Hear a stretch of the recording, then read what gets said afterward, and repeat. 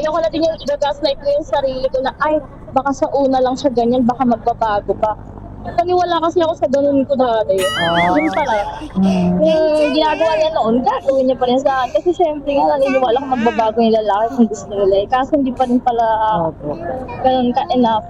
Ma'am, may sasabihin pala ako. Wala naman kuya, wala akong boyfriend. Wala kang boyfriend, ma'am. Kaya pala tayo ang pinagtadaanan ngayong araw. Alay mo, manasarapan mo na.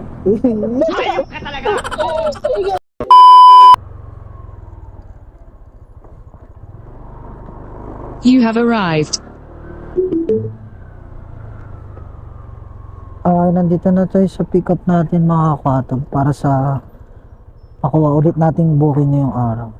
Wait lang, papabango muna tayo.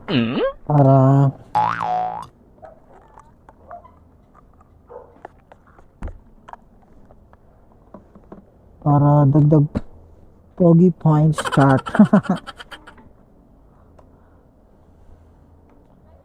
Sa Joyride po, ma'am. Kay Ma'am Luis. Wait lang, ma'am, ah. Gusto mo shower cup, ma'am? Yeah. Eto po.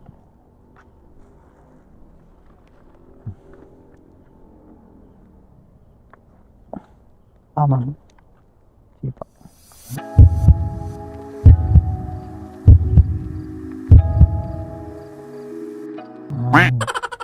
Medyo masikip lang. Nako na rin pa. Hayop ka talaga! Intercom mode. Okay na, ma'am. Okay na yung bag mo or lagyan natin sa lapad. Sige kuya, wala po. Sige, ma'am. Para hindi ko na mahirapan. Ayoko kasi mahirapan yung mga pasahero ko, ma'am, eh. Bali, ang punta niya, ma'am, St. Dominic. Yes kuya. Yes kuya. Okay. Okay ka na, ma'am? Okay na kuya.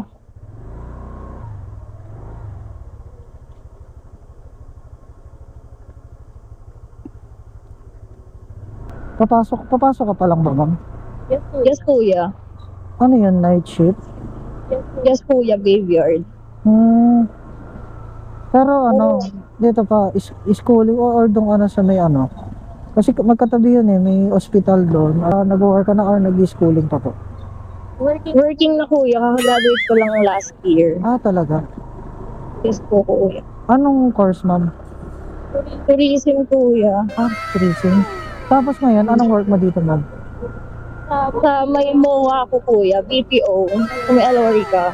Bali, sasakay ka ngayon dito sa may St. Dominic. Opo kuya, kasi mas mabilis yung biyahe kapag sa may Cavitex dumadaan.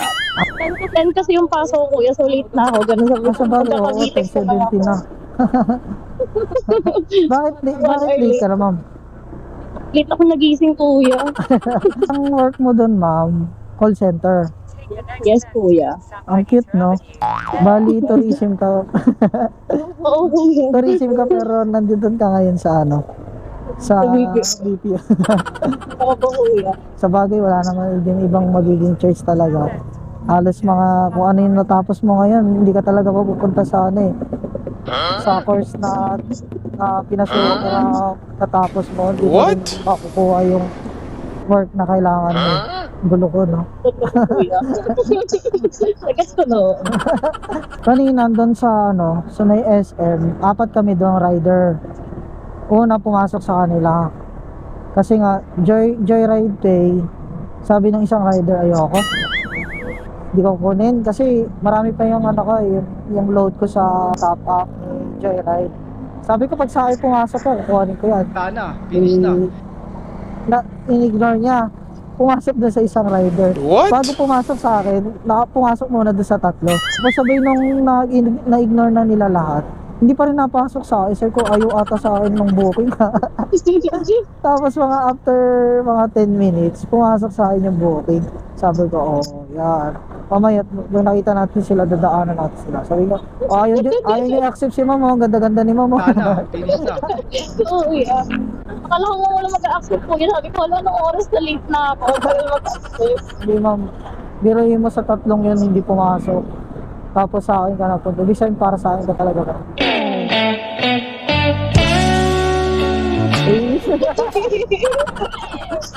Kuya. Ay, hindi pala natin sila madadaanan. Hindi sila sa ilalim. Doon kami natambay sa ilalim. Aangat nga pala tayo dun sa taas. Record ba lahat kuya doon sa pataas dumaan kapag ano? Pwede rin naman sa baba. Kasi ang kagandahan lang dun sa taas kasi diretso na. Hindi na tayo dadaan doon sa stoplight. Ma'am, may sasabihin pala ako. Yes kuya. May camera kasi ako dito sa harapan. Ma'am. Yes kuya. Okay lang po ba, ma'am? Sama ka sa page ko. Nagbablog kasi ako, ma'am. Ay, ganun kuya. Ay, Sige po. opo. Okay lang, ma'am. Kaway ka naman dito sa camera ko, ma'am. Ano po ba yung FB page mo kuya? Po, FB page Ano ko, po ba? ma'am. Ito, ma'am. Pakita mo siya, ma'am. Okay. Watog TV. Okay. Sige kuya. Wala namang magagalit. Wala naman kuya. Wala akong ano. Wala akong boyfriend. Wala kang boyfriend, ma'am.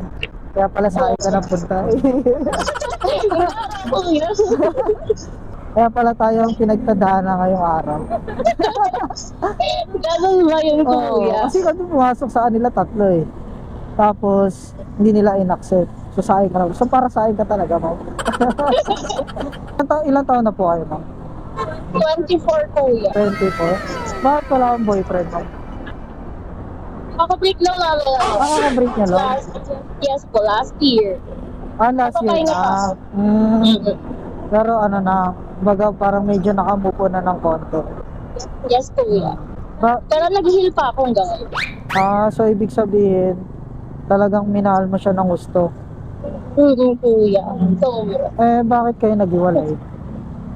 hindi ko alam. Wala kaming magandang hiwala. Wala kaming magandang reason naghiwalay. Kasi Kumbaga parang nag-away trip lang lang. kami. Parang trip lang. O sige, break na tayo. Okay, fine.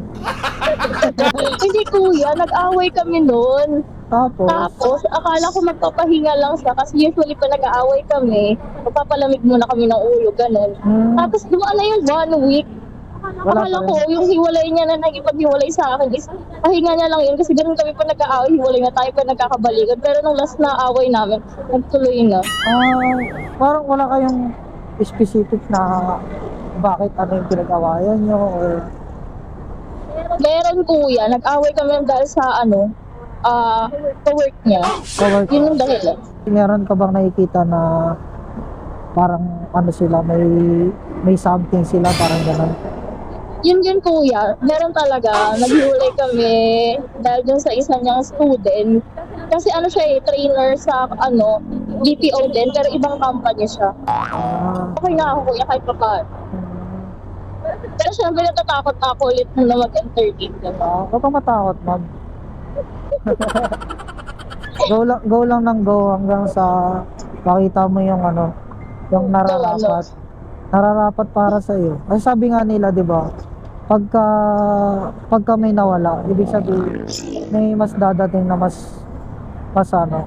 oo, mas worth it kaysa dun sa kanya. Malay mo, manasarapan mo na. Hayop ka talaga! Sige kuya. Malay mo, baka nasa rider na yung forever mo. Ano ba yung nahanap mo sa isang lalaki? Hindi ko alam kuya sa ngayon, pero ayoko na siyempre yung sabihin na natin, ayoko na yung parang nagdadeg ako para sa bare minimum. Ayoko na din yung i-gaslight ko yung sarili ko na, ay, baka sa una lang siya ganyan, baka magbabago pa. Paniwala kasi ako sa ganun ko dati. Yun pala. Yung ginagawa niya noon, gagawin niya pa rin sa akin. Kasi syempre nga, naniniwala ko magbabago yung lalaki kung gusto nila. Kaso hindi pa rin pala Opo. ganun ka-enough. Bukod doon, ma'am, ano pa? Family-oriented kuya. Siyempre, isa na yun. Para ako niya yung respeto ng nanay ko. Pati ng kapatid ko. Kasi wala na si daddy. Opo. Ay, Ano tatlo pa, na lang. ma'am? Sige, ma'am, ano pa? Wala na. Hardworking, gano'n. Hardworking yung maintindihan, yung oras ko. Nakakaintindi din naman kasi ako ng oras. Opo. Hindi ako yung, gusto ko yung minuto, oras-oras magkausap ko na. Siyempre may gagawin din kami sa buhay namin. May mga responsibilities din. Opo. Alam mo kung bakit tinatanong ko, ma'am? Yes. Kasi lahat ng sinabi mo nasa akin, ma'am. Ang lakas mo. Ang lakas Hayop ka talaga! Kasi sabi mo kanina, ano eh, parang ayaw mo na subukan ulit, di ba?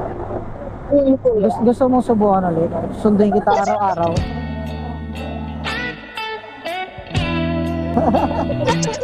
Ay, kuya. Okay, dito na tayo na. Hanap lang kita na pwedeng pagbabaan. Kasi bawal dito. Kasi may pumapasok na mga sasakyan. Dito na natapos. Yan. Kasi kuya. Yeah. Sige na. Magtatanggal siya na. Para kahit ngayong araw maging special. Disconnected. Bali, okay na pala. Naka-JRP ka nga pala, no? Yes, kuya. Yeah. Ito yung bag mo, ma'am. Tapos, ito po. Watog TV. Oo. Sige, ma'am, okay lang. Babay ka na muna sa... Baby, why you playing with my love? I'm trying to be patient with you now. I'll never be so. Babay ka na muna sa vlog natin. Bye, ma'am. Ingat po. Okay, mga kapatid. Dito tayo ngayon sa may St. Dominic. Mag-abang tayo ulit ng booking. Grabe, no? Baka halos lahat ata nung nakikita kong or naisasakay kong mga magagandang babae ngayon. Laging kaka-break lang. Ano ba meron sa mga magaganda? Bakit laging hinihiwalay yan?